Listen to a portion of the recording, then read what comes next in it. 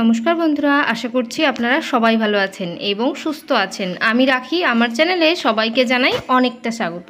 তো বন্ধুরা, প্রতিদিনের মতো আজও চলে এসেছি এমন কিছু গুরুত্বপূর্ণ টিপস নিয়ে যেগুলো আপনাদের কিন্তু অনেকটাই কাজে আসতে পারে। তো আমি চলে যাব আমার প্রথম টিপসে। এখন আমাদের কিন্তু অনেকেরই চোখে চশমা উঠে গেছে, কারণ আইসাইট অনেকেরই উইক থাকে এখন। এই জন্য এই ধরনের পাওয়ারের যে চশমা পরতে হয়, তো বিভিন্ন ধরনের যে চশমাগুলো হয়, পাওয়ার, নন পাওয়ার, এই সমস্ত চশমাগুলো আমরা পরার পর এইভাবে খুলে টেবিলে হোক কোথাও এভাবে রেখে দিই। এইভাবে রাখলে যে সমস্যাটা হয়, এই চশমার মধ্যে পুরো ধুলো, ময়লা, নোংরা পড়তে থাকে, জীবাণু অ্যাটাক করতে থাকে এই চশমার কাচের মধ্যে। আর যেহেতু চশমাটা আমরা তুলেই আবার চোখে পরি, চোখ আমাদের কিন্তু খুবই সেন্সিটিভ জায়গা, তো সেইখানে কিন্তু ধুলো, ময়লা, নোংরা, জীবাণু লাগলে চোখের ক্ষতি হতে পারে। তো আমরা কি করব, চশমাটা খুলে এই ধরনের প্লাস্টিকের মধ্যে আমরা রেখে দেব। তো দুই ধরনের প্লাস্টিক দেখিয়ে দিলাম, যেটা থাকবে সেটার মধ্যেই চশমাটা রাখবেন। যদি চশমার বক্স থাকে সেক্ষেত্রে তো খুবই ভালো ব্যাপার। চশমার বক্স যদি কোনো কারণে হারিয়ে যায়, কাছে নেই, ভেঙে গেছে, কিংবা হাতের দ্বারে সবসময় বক্সটা থাকছে না, ওখানে রাখছেন না, কিন্তু প্লাস্টিক আমাদের হাতের কাছে কিন্তু সবসময় থাকে। তো যখনই চশমাটা খুলবেন এইভাবে প্লাস্টিকের মধ্যে একটু ভরে রাখবেন। যে কোনো ধরনের প্লাস্টিকে এইভাবে ভরে রাখলেন, এখান থেকে বের করে চশমাটা পরলেন, তাহলে চশমার মধ্যে কিন্তু কোনো ধুলো, ময়লা, নোংরা, জীবাণু কিছুই থাকছে না। আর আমরা যখন এই প্লাস্টিক থেকে বের করে আবার চশমা চোখে দিচ্ছি, আমাদের চোখেরও কিন্তু কোনো রকম প্রবলেম আর হবে না। তো বন্ধুরা, আমাদের চোখ কিন্তু খুবই একটা সেন্সিটিভ জায়গা, সেটাকে সবসময় একটু যত্ন রাখবেন চোখের, তাহলে দেখবেন আমাদের চোখটা দীর্ঘদিন ভালো থাকবে। আশা করছি টিপসটা অনেকটা কাজে আসবে। চলে এসেছি পরবর্তী টিপসে। এখানে আছে টমেটো। তো আমরা অনেক সময় দেখবেন অল্প স্বল্প কোনো রেসিপি করছি, টমেটো বড় টমেটো থেকে হাফ টমেটোর প্রয়োজন হয়। আর এই যে হাফ টমেটো থাকে, এটা আমরা ফ্রিজে রেখে দিই। এইভাবে ফ্রিজের মধ্যে হাফ টমেটো রাখলে সেটা কি আদৌ ভালো থাকে?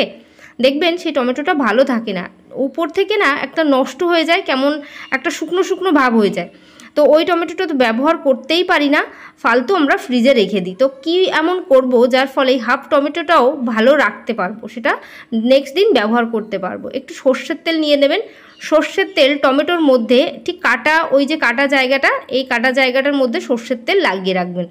এইভাবে যদি সর্ষের তেল লাগিয়ে রেখে দিতে পারেন, তাহলে আমাদের টমেটোটা কিন্তু কখনোই শুকিয়ে যাবে না, নষ্ট হয়ে যাবে না, পচেও যাবে না, খুব ভালো থাকবে টমেটোটা। আর টমেটো নিয়ে আমাদের আর চিন্তা করতে হবে না যে হাফ টমেটো, এটা তো এমনিতেই নষ্ট হবে, ফ্রিজে রাখারও দরকার নেই, এটাও চিন্তা করতে হবে না। ফ্রিজের মধ্যে তেল লাগিয়ে রাখবেন, তাহলে অনেকটা দিন পর্যন্ত ভালো থাকবে। আশা করছি টিপসটা অনেকটা ভালো লেগেছে। চলে এলাম পরবর্তী টিপসে। এই ধরনের ছোট যে বাটিগুলো আছে, এর লিড আমাদের কাছে থাকে না। এবার না থাকার কারণে যখন রান্নাবান্নার পর, আমাদের খাওয়া দাওয়ার পর কিছুটা তরকারি থেকে যায়, তখন আমরা সেটা ছোট ছোট বাটির মধ্যে ফ্রিজের মধ্যে তুলে রাখি। ফ্রিজে সবসময় খাবার কিন্তু ঢাকা দিয়েই রাখতে হয়। তো ঢাকনা যদি না থাকে, সেক্ষেত্রে কিন্তু ফ্রিজের মধ্যে খাবার রাখা কখনোই উচিত নয়। তো আমরা কি করি, একটা প্লেট এই ছোট ছোট বাটিগুলোর উপরে চাপিয়ে রেখে দিই। কিন্তু প্লেট আবার অনেক সময় দেখবেন আমাদের অন্যান্য কাজে প্রয়োজন হয়, তখন আমরা কি করব, কি দিয়ে এটাকে ঢাকবো? এ ধরনের যে ইউজ অ্যান্ড থ্রো যে কন্টেনারগুলো আছে, অথবা এই ধরনের যে কোনো আমাদের বাড়িতে যে ডাব্বাগুলো আছে, তার যে ঢাকনাটা, অনেক সময় কন্টেনারগুলো ফেটে যায়, ভেঙে যায়, তো ফেলে দিই। তো ভাঙা যে কন্টেনার ফেলে দিতেই পারি, কিন্তু ওর যে ঢাকনাটা আমরা রেখে দেবো। কি কাজে লাগাবো? ডাবল সাইডের টেপ নিয়ে নিয়েছি। টেপটাকে এইভাবে ঢাকনার উপরে ঠিক মিডিলে আমরা লাগিয়ে দিচ্ছি। এইভাবে ঢাকনাগুলোর মধ্যে ডাবল সাইডের টেপ কেন লাগাচ্ছি, আর এটা লাগালে কি হবে? তো বন্ধুরা, উপর থেকে যে একটা স্টিকার, সেটাকে তুলে দিলাম। আর আমাদের প্রয়োজন হবে দুটো বোতলের যে ঢাকনা।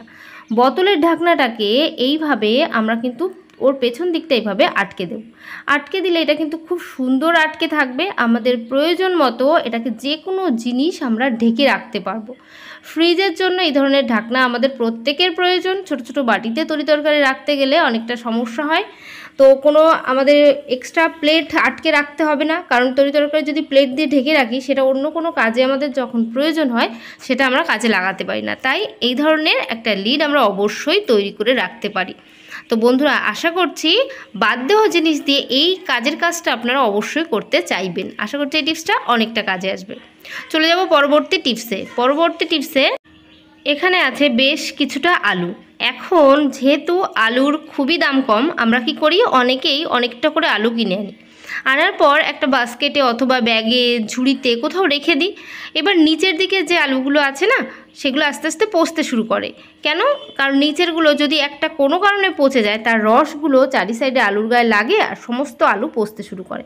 তো বাজার থেকে যখনই বেশি করে আলু কিনে আনবেন, সেই আলুটাকে কিভাবে স্টোর করবেন যার ফলে আপনারা অনেকটা দিন পর্যন্ত আলু রেখে খেতে পারেন।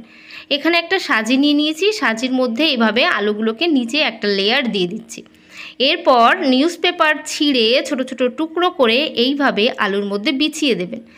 এর উপরে আবারও এক লেয়ার আলু দিয়ে দেবেন। আলু যতটা আলু দেবেন, আবার কিছুটা করে নিউজ পেপার বিছিয়ে দেবেন, তার উপরে আবারও কিছুটা আলু দিয়ে দেবেন। এইভাবে লেয়ার বাই লেয়ার যদি আলু সাজিয়ে রাখতে পারেন, তাহলে কিন্তু আলু দীর্ঘদিন পর্যন্ত রেখে খেতে পারবেন। আলু পচবে না, নষ্ট হবে না। কেন নষ্ট হবে না? কারণ এর ভেতরে যদি কখনও কোনো আলু পচে যায়, তার যে রসটা বাইরে বের হয়, যার ফলে একটা আলু থেকে অন্য আলু পচতে শুরু করে, সেই রসটা কিন্তু নিউজ পেপার নিজের মধ্যে অ্যাবজর্ব করে নেবে, যার ফলে আমাদের আলু কিন্তু অনেকটা দিন পর্যন্তই ভালো থাকবে। আশা করছি এই টিপসটাও অনেকটা কাজে আসবে, অনেকটা ভালো লেগেছে। চলে যাব পরবর্তী টিপসে।